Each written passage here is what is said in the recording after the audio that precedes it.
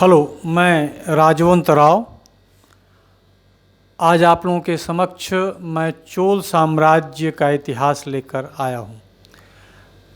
यह देखा जा रहा है पोस्ट कोरोना काल में कि यह ऑनलाइन क्लासेस बहुत ही सशक्त माध्यम बन चुका है। इसका अर्थ ये नहीं है कि ऑफलाइन का महत्व नहीं है। प्रिय विद्यार्थियों, मैं ऑफलाइन भी क्लास लूँगा, लेकिन समय को देखते हुए मैं आज चोल साम्राज्य पर फर्स्ट फेज़ का वीडियो आपको अपलोड कर रहा हूँ। मेरी कोशिश होगी कि मैं जो पढ़ा रहा हूँ उससे आपका पाठ्यक्रम भी कवर हो और जो आप प्रतियोगी परीक्षाएं देते हैं वो भी इसमें कवर हो जाए, जैसे टीजीटी, पीजीटी, पीसीएस या सिविल सर्विसेज जो आईएएस आदि कवर हो जाए, ये मेरी कोशिश रहेगी। तो आज मैं चोल साम्राज्य आप लोगों को बताऊंगा। चोलों का बहुत बड़ा इतिहास है। इस मामले में चोल राजवंश बहुत ही विशिष्ट है और अन्य राजवंशों की तुलना में विशिष्ट है कि इसका जो पीरियड है, जो कालखंड है, वो बहुत बड़ा है। इस तरह से चोल एक लंबे अतीत के वंशधर हैं। सबसे पहले इनका उल्लेख अशोक के अभिलेखों, खासतौर से त्रयोदश शिलालेख और द्वितीय स्तंभलेख में मिलता है। यह तीन राज्यों के संघ के रूप में इसका प्रायः उल्लेख मिलता है। अशोक के अभिलेखों में भी मिला है। द्वितीय स्तंभलेख में कहा गया है, एवमपि प्रचंतेषु यथा चोडापाडा केरल सत्यपुतो अलिक सुंदर आतंबपणि। इसमें केरल, पांड्य और चोलों का उल्लेख अशोक के अभिलेखों में प्राप्त होता है। हम आगे बढ़े खारवेल के हाथी गुम्फा अभिलेख में उसके 11वें वर्ष के उपलब्धियों को हम देखें तो उसमें मिलता है तिमिरदह संघातम। तिमिरदह संघातम का अर्थ इतिहासकारों ने, खास तौर से काशी प्रसाद जायसवाल ने और डीसी सरकार महोदय ने तमिल राज्य संघ किया है। तो तमिल राज्य संघ यदि किया जाए तो फिर ये संघ बनता है जिसमें चेर, पांड्य और चोल आ जाते हैं। इसका चोल राजवंश का जो अंतिम शासक है वो राजेंद्र तृतीय है, जिसका राज्य समाप्त होता है 1279 ईस्वी के लगभग। तो इस तरह से हम देखते हैं कि तृतीय शताब्दी ईस्वी पूर्व से लेकर 13वीं शताब्दी ईस्वी के अंतिम दशक तक चोलों का इतिहास जाता है। यानी 1500 वर्षों का इनका उत्थान पतन का इतिहास है। इसमें प्रारंभ में मौर्यों के बाद या खारवेल के बाद संगम इतिहास का प्रारंभ होता है, जो 100 से लेकर 250 ईस्वी तक जाता है। इसके बाद इस कालखंड का एक ही शासक का नाम महत्वपूर्ण है, वो है करिकाल। करिकाल एक बहुत ही महत्वपूर्ण शासक था जिसने चेर और पांड्य राज्यों को सबड्यूड किया हुआ था, यानी उन्हें अधिग्रहित कर लिया था करिकाल। जो संगम एज है उसमें 3 संगम का उल्लेख मिलता है। प्रथम संगम की कोई पुस्तक नहीं मिलती है। द्वितीय संगम में पट्टू यानी इसमें 10 कलेक्शन ऑफ टेक्स्ट हैं एक में, और दूसरे में 8 जो कलेक्शन है, ये तीसरे में है।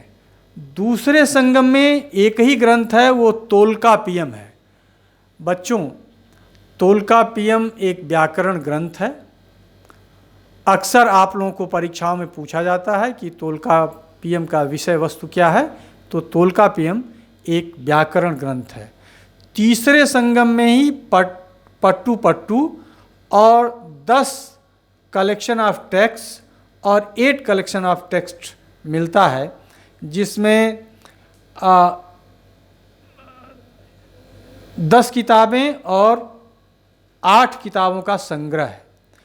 पोस्ट संगम काल में 2 महत्वपूर्ण कृतियां हैं, जिसमें एक है शिल्पद्दिकारम और दूसरा है मणिमेकले। ये दोनों लव स्टोरी है जो चेर शासक कोलवन के समय में घटित हुई है। प्रिय विद्यार्थियों, जो चोलों का इतिहास जानने के 2 तरह के साधन हैं। एक तो साहित्य है। साहित्य से हमें बहुत कुछ चोलों के विषय में जानकारी नहीं मिलती है, फिर भी जयगोंडार की कृति है कलिंगत्तु पुराण। इसमें कुलोत्तुंग चोल और उसकी उपलब्धियों के विषय में ज्ञान होता है, यानी कुलोत्तुंग की वंश परंपरा का ज्ञान हमें जयगोंडार कृत कलिंगत्तु पुराण में मिलता है। इसके बाद सेक्किलार कृत पेरिय पुराण आता है। पेरिय पुराण कुलोत्तुंग सेकंड के कार्यकाल का है। महावंश में पांड्य विजय और लंका विजय के विषय में, जो लंका विजय राजेंद्र प्रथम ने की थी, उसके विषय में जानकारी हमें महावंश बौद्ध ग्रंथ से मिलता है। इसके अतिरिक्त सबसे अधिक जो जानकारी मिलती है वो हमें अभिलेखों से मिलती है। अधिकांश चोल राजाओं के अभिलेख दान अभिलेख हैं और उसमें से भी अधिकांश मंदिरों के दीवालों पर उत्कीर्ण हैं। ये बहुत ही महत्वपूर्ण सूचना है, क्योंकि एक बार एक प्रतियोगी परीक्षा में पूछा गया था कि ये अभिलेख अधिकांशतः कहाँ से मिलते हैं। तो ये मंदिरों की दीवारों पर मिले हैं। एक तो जो सबसे महत्वपूर्ण अभिलेख है वो तिरुवलंगाडु अभिलेख है, जो राजराज, जिसका प्रारंभिक नाम अरिमौलिवर्मन था, उसके समय में का अभिलेख है।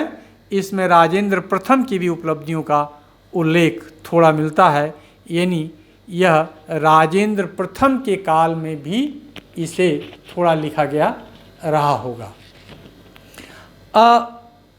इसके अतिरिक्त कन्याकुमारी अभिलेख वीर राजेंद्र के कार्यकाल का है। ये कन्याकुमारी अभिलेख बहुत ही इम्पॉर्टेंट इस दृष्टि से है कि इसमें इस बात का उल्लेख है कि चोल शासक उत्तर भारत से दक्षिण भारत की ओर आए, और इसमें कहा गया है कि जो मूल पुरुष है चोलों का, वह चोल नाम का ही शासक था, और वो एक हिरण के रूप में वेश बनाकर एक राक्षस उत्तर से लेकर दक्षिण भागता हुआ आया। उसी के पीछे पीछे चोल शासक आया और गोदावरी के तट पर वह जो हिरण रूपी राक्षस है वो मारा गया। वहीं गोदावरी के तट पर चोल शासक ने ब्राह्मणों की खोज की, कोई ब्राह्मण नहीं मिला, तो उत्तर भारत से उन्होंने ब्राह्मण मंगाया, ब्राह्मणों को बुलाया और ब्राह्मणों को बुलाकर दक्षिण भारत में गोदावरी के तटवर्ती क्षेत्रों में बसाया। एक बात और इसी में कहा गया है, बहुत ही काव्यात्मक वर्णन है, कि जो समुद्र मंथन से अमृत निकला था, वही अमृत कावेरी के जल के रूप में प्रवाहित होती है और कावेरी का जल अमृत के समान है। विद्यार्थियों, जो पुराणकारों ने सप्त सरित प्रवाहों की कल्पना की, उस सप्त सरित प्रवाहों में एक कावेरी का नाम भी आता है। एक जो नेक्स्ट जो महत्वपूर्ण अभिलेख है वो तिरुवेंदीपुरम, ये राज थर्ड के कार्यकाल का है। इसमें होयसलों के प्रति कृतज्ञता ज्ञापित की गई है और ख़ास तौर से तिरुवलंगाडु अभिलेख और तिरुवेंदीपुरम में वंशानुचरित है, यानी वंशावली का वर्णन है और प्रत्येक राजा की उपलब्धियों का वर्णन है। इस तरह से चोल अभिलेख वंशानुचरित परंपरा के अभिलेख हैं। लेडन का दान पत्र और करंडय राजेंद्र प्रथम के कार्यकाल का है। इसी तरह उरैयूर से भी अभिलेख प्राप्त हुए हैं। इन अभिलेखों में चोल शासकों को सूर्य एवं चंद्र से जोड़ा गया है और जोड़ते हुए इन्हें सूर्यवंशी और चंद्रवंशी क्षत्रिय बताया गया है। इसके अतिरिक्त पेरिप्लस इन इरिथ्रियन सी और टॉलमी के जियोग्राफी में भी चोलों का उल्लेख मिलता है। चीनी दूतमंडल 2 बार चोल शासन में आए थे, एक राजा प्रथम के कार्यकाल में और दूसरा कुलोतुंग प्रथम के कार्यकाल में। चीनी यात्री चाउ चुकुआ वो 1225 ईस्वी में आता है और चोल शासन प्रबंध के विषय में बहुत सारी बातें बताता है। अक्सर प्रतियोगी परीक्षाओं में चीनी यात्रियों के विषय में क्रोनोलॉजिकल आर्डर में सवाल पूछे जाते हैं, तो इसका आगमन 1225 ईस्वी में हुआ था। जो चोलों की राजधानी है आरंभ में उरैयूर थी, उसके बाद तंजौर की पोजीशन बहुत अच्छी है। तंजौर जो कावेरी का जो डेल्टा है, दक्षिणी पश्चिमी छोड़न है कावेरी और समुद्र का जो डेल्टा है, उस पर तंजौर बसा हुआ है। समस्त चोल साम्राज्य के खाद्य की आपूर्ति करने में इसी कारण तंजौर सहायक है। तंजौर को धान का कटोरा कहा जाता है। तंजौर की मिट्टी बहुत ही अधिक उपजाऊ थी। इसके बाद राजेंद्र प्रथम के कार्यकाल में उसने अपनी राजधानी गंगईकोंड चोलपुरम यानी नई राजधानी का निर्माण किया। यानी प्रारंभ में विजयालय उरैयूर के आसपास शासन करता था। उरैयूर आधुनिक जो त्रिचनापल्ली है उसी के साथ उरैयूर का समीकरण स्थापित किया जाता है। और मैंने बताया कि तंजौर कावेरी डेल्टा के दक्षिणी पश्चिमी छोड़न है। यहाँ का मिट्टी अब बहुत ही उपजाऊ है। जो संगम काल के बाद एक अंधकार युग प्रारंभ होता है, हमारे समझ से दक्षिण में सातवाहनों और पल्लवों की शक्ति विस्तार के साथ ही चोलों के शक्ति में कमी आई और संगम काल से यानी तृतीय शताब्दी से लेकर और लगभग 8वीं शताब्दी तक का इतिहास एक अंधकारमय है। और ये जो चोल थे वो पल्लवों के या सातवाहनों अथवा वाकाटकों के अधीन थे। पुनः 859 ईस्वी में विजयालय से चोलों के इतिहास का प्रारंभ होता है। विजयालय उरैयूर में पल्लवों के सामंत के रूप में शासन कर रहा था। इसकी उपाधि तंजई कोंड की उपाधि और परकेसरी की उपाधि थी। विजयालय तत्कालीन अपने पल्लव अधिपति के लिए पांड्यों के साथ और चेरों के साथ के विरुद्ध अनेक युद्ध किया। पांड्यों से विजयालय ने तंजौर को छीन लिया और वहाँ पर माँ दुर्गा का मंदिर स्थापित किया। पांड्यों से तंजौर को छीना तो पल्लवों की ओर से छीना और वहाँ पर मंदिर की स्थापना की।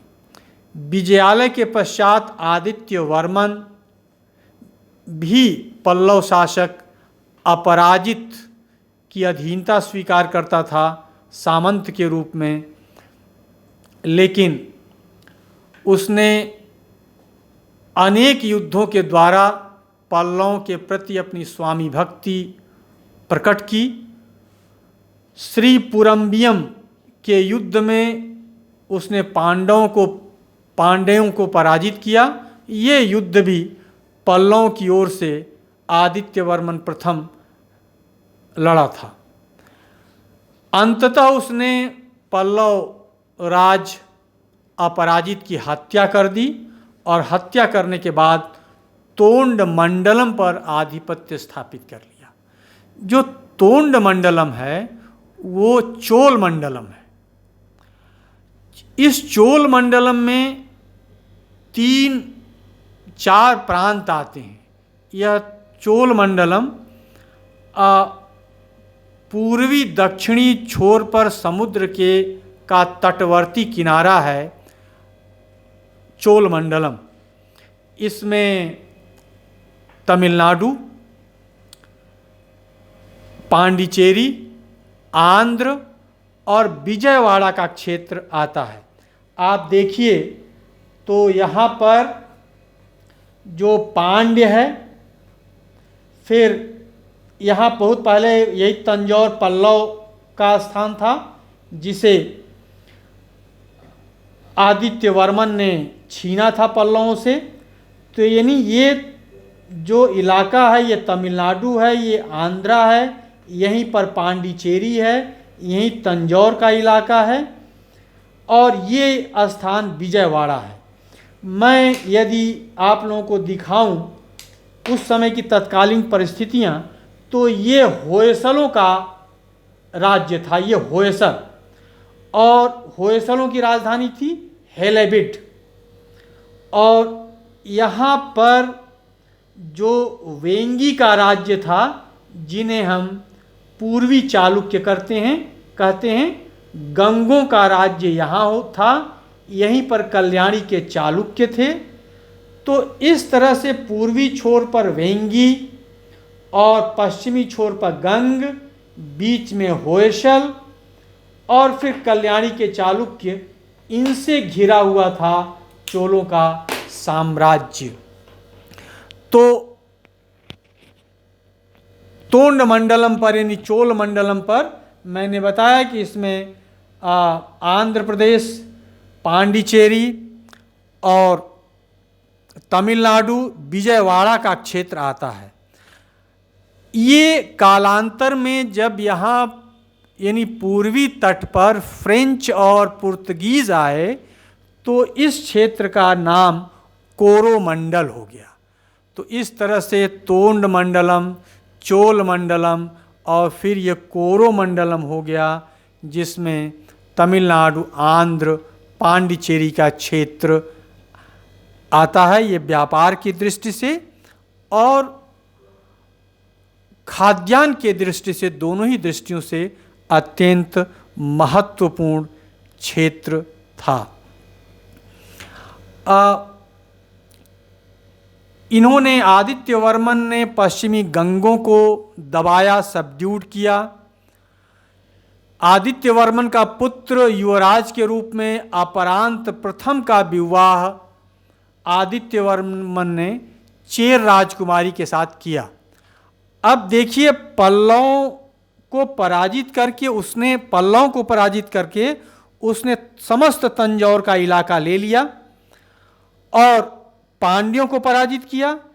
चेरों को उसने मुक्त रखा और चेरों से उसने वैवाहिक संबंधों के माध्यम से आदित्य वर्मन ने चेरों के साथ मैत्रीपूर्ण संबंध रखा।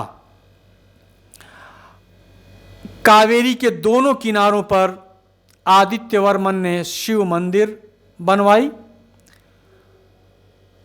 आदित्य वर्मन के बाद यही परांतक प्रथम शासक हुआ। परांतक प्रथम शासक हुआ, उसने सिंघल और पांड्यों की ओर अपना ध्यान आकृष्ट किया। यद्यपि आदित्य वर्मन ने भी पांड्यों पर आधिपत्य स्थापित किया था, लेकिन वो अस्थायी सिद्ध नहीं हुआ। पांड्य शासकों ने सिंघल से सहायता मांगी थी और इस तरह से परांतक प्रथम ने सिंघल और पांड्यों की सेनाओं को बेल्लूर में पराजित किया। बेल्लूर में पराजित किया और इस पराजय के उपलक्ष्य में उसने मधुरांतक और मदुरैकोंड की उपाधि धारण की।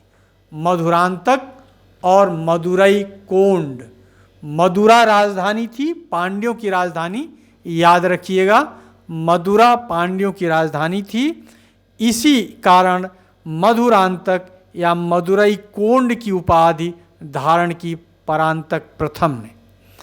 इसके पश्चात वैदुम्बों और बाणों को उसने पराजित किया। आपको ध्यान होगा, वैदुम्ब और बाण पल्लवों के बहुत ही स्वामी भक्त सामंत थे। यही इन्हीं को लेकर अक्सर पल्लवों का चालुक्यों के साथ संघर्ष होता था।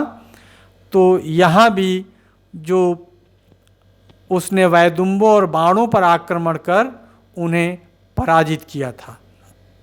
यानी परांतक प्रथम के काल में केरल के अतिरिक्त पेन्नार से लेकर कुमारी अंतरीप तक का क्षेत्र चोलों के साम्राज्य का अंग बना। पेन्नार से कुमारी अंतरीप तक का क्षेत्र।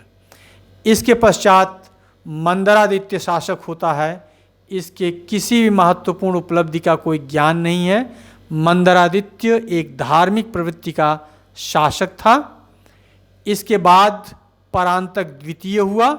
इसने सिंघल पर आक्रमण किया, यह निर्णायक नहीं हो सका और तोंड मंडलम यानी चोल मंडलम पर इसका आधिपत्य बरकरार रहा।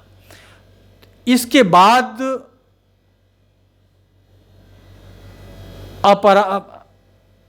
परांतक द्वितीय का पुत्र अरिमौली वर्मा राजराज प्रथम के नाम से 985 में तंजौर में सिंहासनारूढ़ होता है। यह अत्यंत महत्वाकांक्षी शासक था। राज के नाम से यह सिंहासनारूढ़ हुआ था।